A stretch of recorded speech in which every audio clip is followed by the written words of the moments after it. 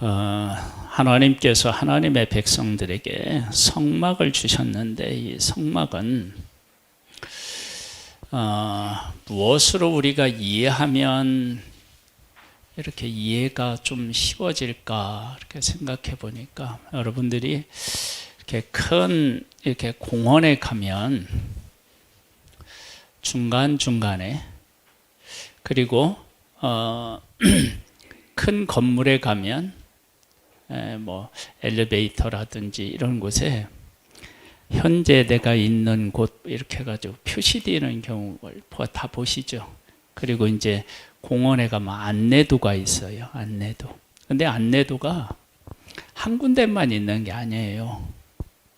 중간중간에 있어서 내 위치 이렇게 해서 내 위치가 어떻게 해요? 표시되어서 내가 어디로 가야 하는지, 내가 얼마만큼 왔는지, 또 내가 보고 싶은 것은 어디로 가야 볼 수 있는지 이런 것을 가르쳐 주잖아요. 성막이라고 하는 것을 그렇게 이해하시면 훨씬 좋습니다. 왜 그러느냐? 그러면 하나님께서 성막의 모든 것들을 하나님이 다 하나님의 백성들에게 가르쳐 주었어요. 그리고 가르쳐 준 대로 다 만들어졌어요. 그렇게 만들어지니까 어떤 일이 일어나느냐면 하나님께서 그 성막 안에 어떻게 해요? 임재하셔요. 그리고 하나님의 백성들이 하나님 앞에 나아가서 하나님하고 교제할 수 있는 그런 길이 열려요. 그러면 이것을 하나님께서는 이제 그 성막에서 제사를 지내거든요. 지금으로 말하면 예배라고 할 수 있는데 그 제사를 지내는 그 성막 안에서 일어나는 일들이 사실은 하나님께서 모든 사람들에게 어떻게 살아야만 복된 삶인지를 우리에게 잘 가르쳐 주고 있어요. 한번 말씀을 보면서 어떻게 우리에게 말씀하고 계시는지를 보겠습니다. 여호와께서 회막에서 모세를 부르시고 그에게 말씀하여 이르시되 이스라엘 자손에게 말하여 이르라. 너희 중에 누구든지 여호와께 예물을 드리려거든 가축 중에서 소나 양으로 예물을 드릴지니라. 여기 보면 그 하나님께서 살아계시고 하나님께서 누구를 부르셨느냐 그러면 모세를 부르셨어요. 이것은 하나님은 계시다는 거예요. 살아계시다는 거예요. 그러니까 살아계시고 하나님이 부르시는 거예요. 하나님이 안 계시다, 죽어 있다 그러면 부르실 수가 없잖아요. 하나님은 살아계시니까 이렇게 부르시는 거예요. 부르시면서 뭐라고 말씀하시느냐 그러면 여호와께 예물을 드리려거든 그렇게 말씀하셔요. 이 이야기를 다른 말로 얘기하면 뭐냐면 하나님께서 예배 받으실 일을 하셨다라고 하는 거예요. 그것은 앞으로 해 주실 것이다가 아니라 이미 해 주셨고 지금도 하고 계시다는 것을 우리가 알 수 있어요. 하나님을 잘 믿는다라고 할 때 그 잘 믿는다라고 하는 것은요, 우리가 생각하는 것처럼 막 결심을 내는 것 이전에 가장 중요한 게 뭐냐면 하나님께서 살아계시고 나를 위해서 우리를 위해서 어떤 일을 하셨는지 하고 계시는지 하실 것인지에 대해서 아는 것이 정말 중요한 믿음이에요. 지금 나와서 우리가 예배를 드리는데 이 예배가 습관을 따라 드리는 예배일 수도 있어요. 그런데 이 예배 시간은 그런 시간이 사실은 아니에요.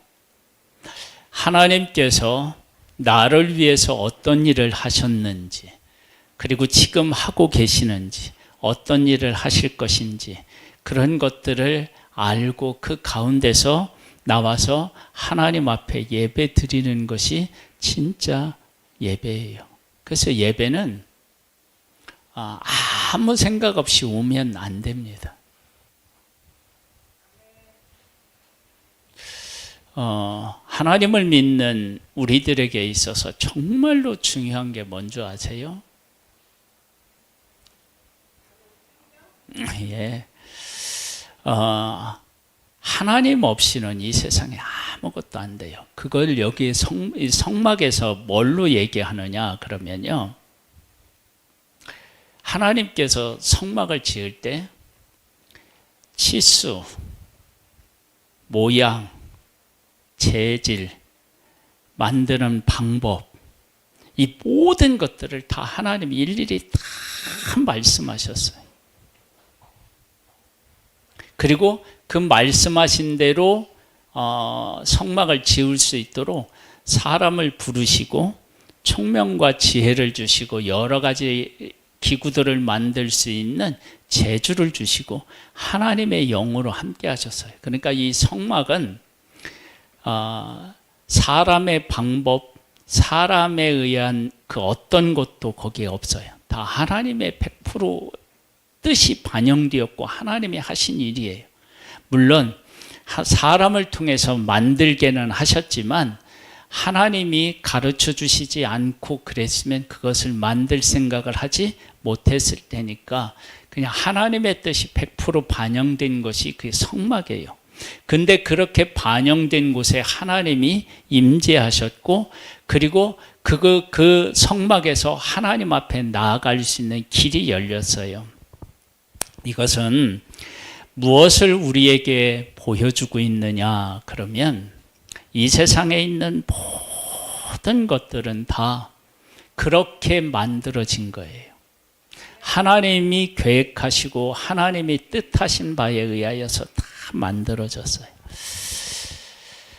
여기 보면 왜 하나님께서는 하나님이 말씀하신 대로 우리한테 막 살라고 하느냐 그러면 이런 것입니다. 제가 이제 우리 교회 탁구장이 생겨서 제 아내하고 이제 이렇게 탁구를 치면서 운동을 좀 해요. 그러니까 하는데 이번에 이제 우리 예심에서 그 무언극을 했던 분들이 우리 교회 와서 이제 식사를 같이 했어요. 그런데 거기 오신 그 목사님, 사모님들 중에 또 탁구를 오랫동안 치신 분들이 있는데 사람들마다 이렇게 공의 구질이 다르대요. 이렇게 치는 방법이 조금씩 다르니까 공의 변화가 조금씩 있어요. 달라요. 뭐 쉽게 설명하면 그거예요. 똑같은 재료를 주고 똑같은 음식을 만들려고 해도 사람마다 어떻게 해요? 맛이 조금씩 다른 거와 같은 거예요. 네, 이제 그렇게 생각하시면 돼요. 근데 구질이 다르지만 그 구질이 다른 것을 받아 넘기는 데 있어서 방법은 같아요. 그러니까 회전이 얼마만큼 먹었느냐에 따라서 내가 어느 정도의 스피드로 넘겨야 되는지 이런 것들이 공식들이 다 있어요. 그런 공식대로 해야 공이 다른 데로 가지 않고 똑바로 넘어가는 거예요. 이걸 원리라고 얘기를 하거든요. 원리. 하나님께서 이 세상을 만드실 때 그런 원리들을 다 하나님이 정하셨어요. 그러니까 내 인생을 복되게 살아가려면 어떻게 살아가야 되느냐? 그 하나님의 원리를 깨달아 알고 그 원리 안에 있어야만 복되게 살아갈 수 있는 거예요. 그것을 우리에게 잘 깨닫게 하려고 주신 곳이 어디냐면 성막이에요. 그러니까 이 성막은 뭐냐? 처음 제가 얘기했죠. 큰 공원에 가면 안내도가 있다고 그랬어요. 그 안내도를 보면 세밀한 것은 볼 수 없지만 큰 틀 안에서 여기에 뭐가 있고 내가 무엇을 좋아하는데 그쪽에 가야 되겠구나.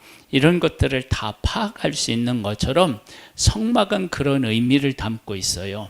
그래서 성막은 하나님이 말씀하시고 보여주셔야 어떻게 했냐, 모양, 크기, 재질, 만드는 방법, 이런 것들을 다 하나님이 다 알려주시고 그대로 만들었어요.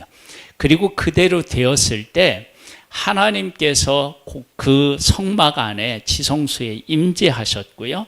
그리고 사람이 죄를 지었어도 그 죄의 문제를 가지고 하나님 앞에 해결받고 어떻게 해요? 나아갈 수 있는 길이 있어요. 자, 이제 설명할게요. 좀 더 다르게 설명하면 이런 거예요. 이 세상 모든 것들은 다 누가 원리를 정하셨다고요? 하나님이 정하셨어요. 그래서 하나님의 뜻을 깨달아 알고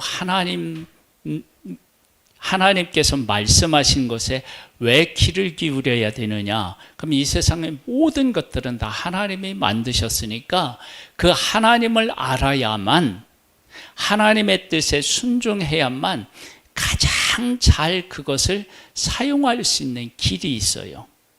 그래서 성막은 어떤 의미가 있느냐? 그러면 최초의 사람은 아담과 하와잖아요. 근데 이 아담과 하와가 선악을 알게 하는 나무의 열매 먹지 말라고 그랬는데 먹었어요. 그래서 하나님이 말씀하신 대로 죽음에 이르게 되었어요. 하나님하고 단절된 거예요. 그런데 사람을 만드실 때 하나님은 사람과 하나님하고 서로 교제하고 교통하도록 만들었어요. 사랑하며 살아가는 존재로 만들었어요. 하나님이 그렇게 만드셨다고요. 그러면 하나님도 사람이 없으면 안 되고, 사람도 하나님이 안 계시면 안 되는 존재로 만드셨다고요. 그런데 이 죄라고 하는 것이 그 가장 복된 이 일을 완전히 어떻게 되냐면 망가뜨려 놨어요. 그런데 이 문제를 해결해야 될 거 아니에요. 그 해결하는 방법이 오늘 여기에 나와 있는 이런 방법인 거예요. 3절을 볼까요? 그 예물이 소의 번제임은 흠없는 수컷으로 회막문에서 여호와 앞에 기쁘게 받으시도록 드릴지니라. 여기 보면 여호와께서 기쁘게 받으시도록 드려야 된다. 그러니까 예배의 주체는 누구시냐면요, 하나님이셔요. 내가 아니에요. 그러니까 내가 이렇게 하고 싶은데 라고 해서 하면 기뻐하지 않아요. 하나님이 원하시는 대로 해야 돼요. 그 이유를 좀 전에 설명을 드렸죠. 어떻게 설명드렸어요? 이 세상에 있는 모든 원리는 누가 만드셨다고요? 하나님. 그래서 하나님의 말씀을 들어야 돼요. 자, 보겠습니다. 그는 번제물의 머리에 안수할지니, 내가 이제 번제를 드리려고 소나 양이나 뭐 염소나 이런 걸 가지고 오면은요, 내가 거기에다가 이렇게 안수를 해요. 왜 안수를 하느냐? 그러면 내 잘못한 것을 이 짐승에게 어떻게 해요? 떠넘기는 거예요. 그러니까 사실 짐승편에서 보면은 그 억울한 거예요. 내가 잘못한 것도 아닌데 그게 이제 그래서 흠 없는 걸 가져야 돼요. 흠 있는 건 안 돼요. 흠 없는 거 가지고 안수해서 떠넘기면 어떻게 되느냐? 그걸 내가 잡아야 돼요. 이걸 잡는데 그 이진웅 목사님이라고 있어요. 이지웅 목사님이라고 있어요. 지웅, 진웅이 아니고 그 목사님이 번제를 드리는 방법으로 짐승을 잡아봤대요. 여러분, 그 마트에서 닭을 사가지고 닭을 이렇게 닭도리탕을 한다든지 이렇게 하려고 할 때 이렇게 잘라야 되잖아요. 물론 요즘에는 마트에서 다 잘라주는데, 뭐 시장에 가서도 뭐 다 잘라주는데, 이게 이제 사오면 그렇게 맞는 크기로 잘라야 되잖아요. 여러분, 그게 쉽나요? 안 돼요. 그 닭을 자르는데도 쉽지 않아요.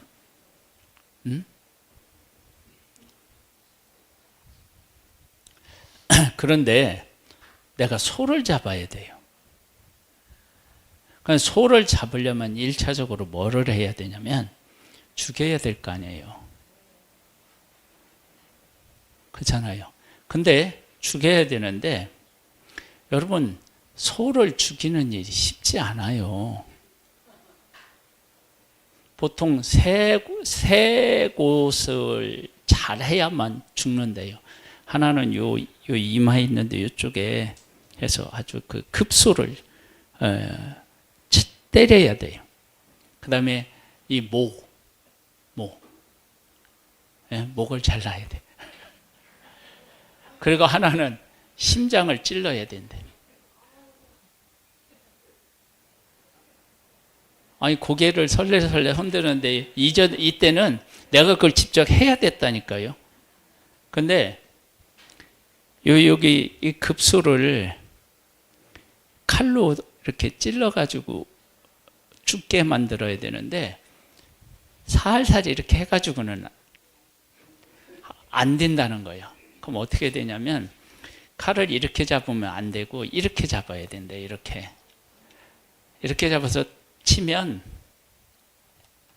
한 번에 급소를 치는 사람이 없대요. 그러니까 보통 뭐냐면 15번을 쳐야 그게 맞는데. 그러니 그게 얼마나 끔찍한 거였어요. 그러면 소가 가만히 있겠어요? 고통에 막 몸부림치겠죠. 왜 그렇게 하라고 하셨어요? 여러분, 죄가 그렇게 무섭고 끔찍하다는 거예요. 여러분, 잘 한번 생각해 보세요. 죄가 우리 가운데 들어오면요, 그 죄가 수많은 사람들을 가슴을 오려내기도 하고요, 정신을 이상하게 만들기도 하고요, 그렇게 되면 몸까지도 망가지는 일들이 생겨요, 안 생겨요? 그러니까 죄가 그렇게 무섭다라고 하는 것을 재물을 잡으면서 깨달아 알기를 원하셨던 거예요. 그런데 우리는 죄가 그렇게 무섭다는 것을 이해해요, 못해요? 못해요. 잘 못해요. 우리가 죄가 무섭다는 걸 이해하면 죄를 못 져요. 근데 그렇게 안 돼요. 아담과 하와에게 분명히 하나님이 선악을 알게 하는 나무의 열매를 먹으면 반드시 죽는다, 그렇게 말씀하셨는데 그 심각성을 모른 거예요. 그래서 먹었더니 1차적으로 어떤 반응이 일어났느냐, 하나님하고의 관계가 깨져버리는 거예요. 그 하나님의 관계가 깨져버리니까 인간에게 하나님하고 관계가 좋았을 때 느끼지 못했던 막 두려움, 이런 것들이 막 엄습해 오는 거예요. 그리고 그 죄를 짓기 전에는 아담에게 하는 뼈 중에 뼈요 살 중에 살이었고, 하와에게는 너무 정말 믿음직스럽고 사랑스러운 그런 남편이었는데, 죄를 짓고 나니까 죄 때문에 내가 이렇게 됐습니다, 뭐 이렇게 서로에게 막 손가락질하고 책임을 전가하는 것으로 막 바뀌어버렸어요. 그리고 나서 아담과 하와에게 나온 아들이 있었는데, 아들들이 어떻게 해요? 형이 동생을 죽이는 일이 생겨요.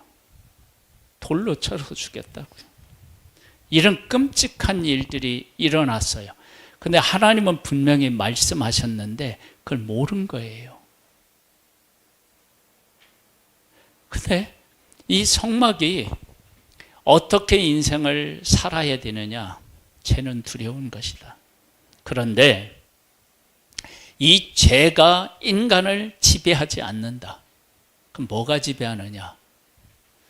내가 이 죄를 용서하고 나와 너희들 사이를 회복시키고 너희들과 너희들 사이를 내가 회복시켜서 다시 사랑하고 은혜를 베푸는 귀한 삶으로 내가 다시 돌려놓을게. 그것이 어디에 있느냐? 이 회막 제사 안에 들어있는 거예요.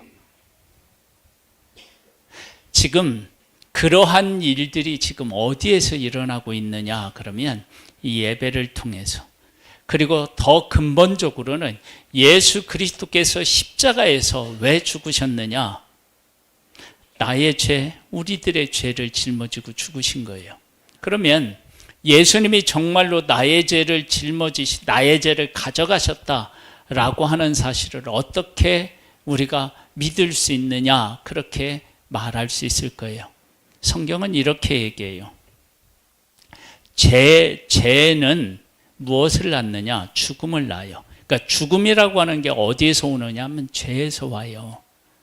그러니까 죄가 없는 곳에는 죽음이 없어요. 그러니까 죄가 있기 때문에 죽음이 오는 거예요. 그런데 예수님이 죽으셨잖아요. 근데 예수님이 죽으셨는데 예수님은 죄가 있어요, 없어요? 없잖아요. 그러니까 없기 때문에 예수님은 안 죽어야 돼요. 근데 예수님이 죽으셨다는 것은 앞뒤가 안 맞아요. 그러면 예수님이 죽으신 것은 예수님 자체는 죄가 없으시지만 누군가의 죄를 대신 짊어지셨으면 예수님이 죽으신 것이 맞죠. 그래서 예수님이 죽으셨다는 얘기는 나의 죄, 우리의 죄를 예수님이 가져가셨다라고 하는 확증이에요. 그 우리의 죄를 가져가신 예수님이 죽음으로 끝났다면 우리는 소망이 없어요. 근데 그분이 죄와 사망의 권세를 이기시고 제3일 만에 어떻게 해요? 부활하셨어요. 내 죄를 가져가신 분이 죄와 사망을 이기시고 부활하셨다고요. 그래서 우리가 예수 그리스도를 믿으면 예수 그리스도의 생명이 우리 안에 오고, 그 생명이 우리 안에 오면 우리는 죄와 사망을 이기고 승리하는 자로 살아갈 수 있어요.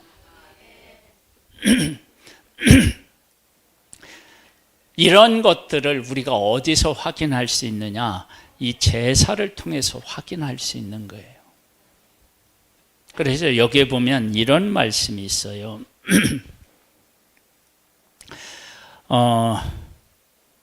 그 9절 말씀을 보면 이렇게 나와요. 그 내장과 정강이를 물로 씻을 것이요, 제사장은 그 전부를 제단 위에서 불살라 번제를 드릴지니 이는 화제라, 여호와께 향기로운 냄새니라. 향기로운 냄새래요. 여러분, 제사 지낼 때 향기로운 냄새는 사실은 없어요.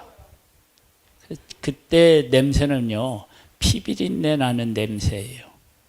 근데 왜 여호와 하나님은 그것을 향기로운 냄새라고 했느냐? 그 결과 때문에 그래요. 제가 마장동에 살았어요. 이레베아트 마장동. 저 버스 정류장에서요, 골목을 따라서 이렇게 들어오면 철길이 있어요. 철길을 딱 건너서 이 마장동 이쪽으로 딱 오면요, 냄새가 탁 나요. 냄새. 역겨운 냄새도 나고요, 피비린내도 나고. 지금은 거기가 막 현대화 돼서요, 많이 깨끗해졌는데 제가 살 때는 그러지 않았어요.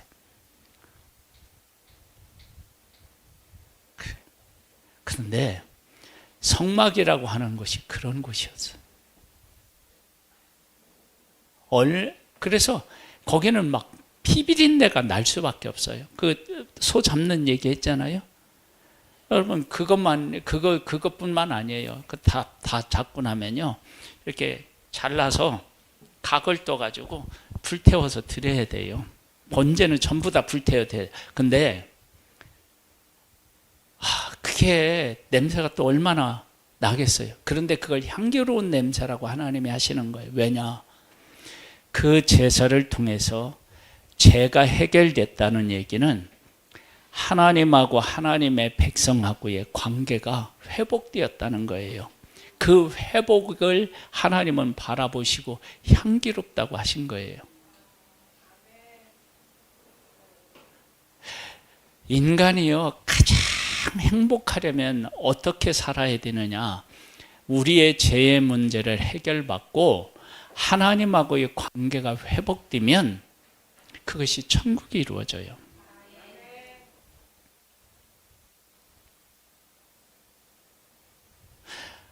이것을 하나님이 우리에게 선물하고 싶으셔서 독생자를 십자가에 못 박은 거예요.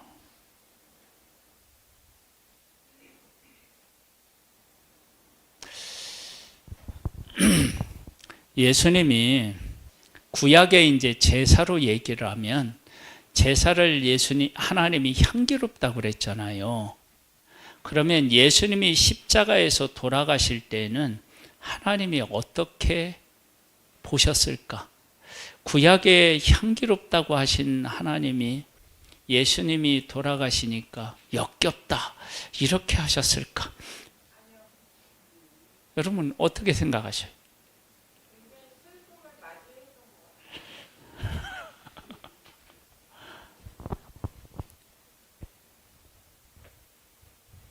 예수님이 십자가에서 이렇게 돌아가실 때 예수님의 고통을 보았을까? 아니면 예수님이 그렇게 돌아가심으로 우리가 하나님하고의 관계가 회복되어서 천국을 누리는 그러한 그것을 보셨을까?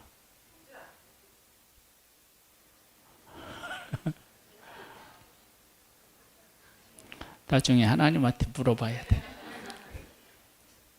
근데 성경에서는 그걸 향기롭다고 구약에 얘기했잖아요. 근데 하나님께서 그렇게 보셨다 그러면 예수 그리스도의 고통보다는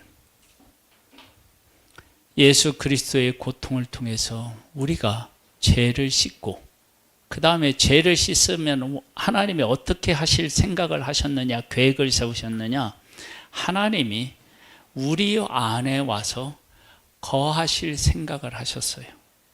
그래서 죄를 씻으면 성령이 성전 삼아서 우리 안에 와 계시잖아요. 그런 존재로 예수 그리스도의 십자가를 통해서 만드시겠다는 거예요. 근데 그렇게 만드실 때 내가 그렇게도 소원했던 내 형상대로 만든 사람들과 영원히 함께 할 수 있는 길이 지금 열리고 있다라고 생각한다면, 하셨다면 하나님은 예수 그리스도의 십자가를 우리가 생각했던 고통으로만 보지 않으셨을 거예요. 여러분, 그것이 하나님이 우리를 향한 사랑이에요. 여러분, 예수님의 십자가의 고통은 인간이 겪을 수 있는 가장 큰 고통이라고 말합니다. 왜 그러느냐? 예수님의 십자가는 1차적으로 배신의 십자가입니다. 여러분, 사람이 배신할 때, 믿을 만한 사람이 배신할 때 얼마나 큰 고통을 겪습니까? 그렇죠? 그 다음에 육체적으로 말할 수 없는 고통을 느낍니다.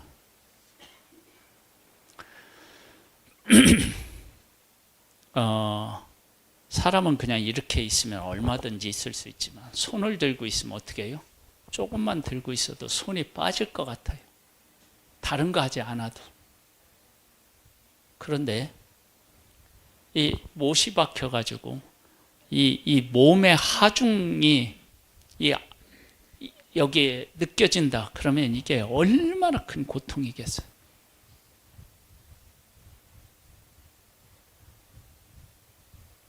아마 뼈 마디가 다 분리되는 것 같은 고통을 느낄 거예요.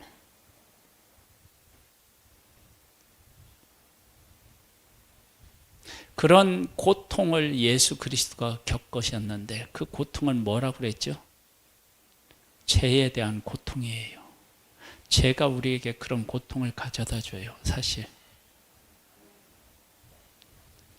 여러분, 사람이 살기 싫다 그렇게 느낄 때가 뭐예요? 고통 때문에 그렇잖아요.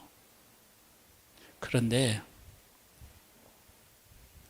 그런 고통을 겪으시면서 우리에게 살 길을 열어놓으셨다고요. 그래서 우리가 예수 그리스도를 구주로 영접하면, 너무나 누구라도 다 할 수 있게 예수 그리스도를 구주로 영접하면 하나님이 예수 그리스도의 보혈의 피가 우리의 죄를 씻고 하나님이 우리 안에 와 거하시는 거예요. 이런 은혜를 지금 우리 한 사람 한 사람이 지금 다 입고 있는 거예요. 근데 우리가 그 은혜를 잘 모르는 거예요. 여러분, 우리는 결과적으로는 어떻게 되냐? 하나님께서 부르셨다고 그랬잖아요. 왜 부르셨느냐? 모세를 부르신 것은 하나님의 백성을 부르신 거잖아요. 모세가 대표자니까. 왜 부르셨느냐? 하나님하고 사람은 만나야 돼요. 하나님 없이 살아가는 인생은요, 살아있으나 죽은 것과 같아요. 그러나 하나님이 함께하는 인생은요, 어떤 환경, 어떤 처지에 있어도 그 삶은 소망의 삶인 거예요. 왜? 하나님은 생명의 주인이시고 예수님은 죽었다가도 어떻게 해요? 다시 살아나셨잖아요.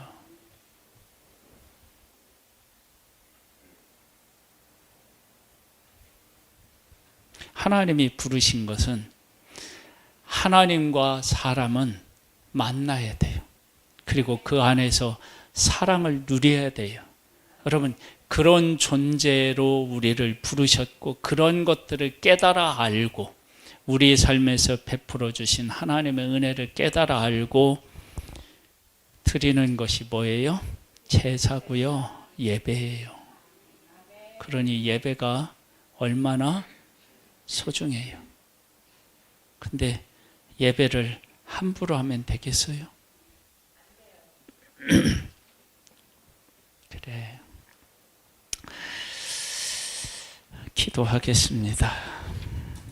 하나님 아버지,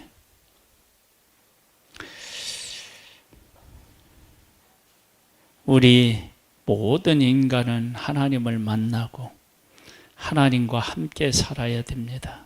그 안에 진정한 살 길이 있고 행복이 있습니다.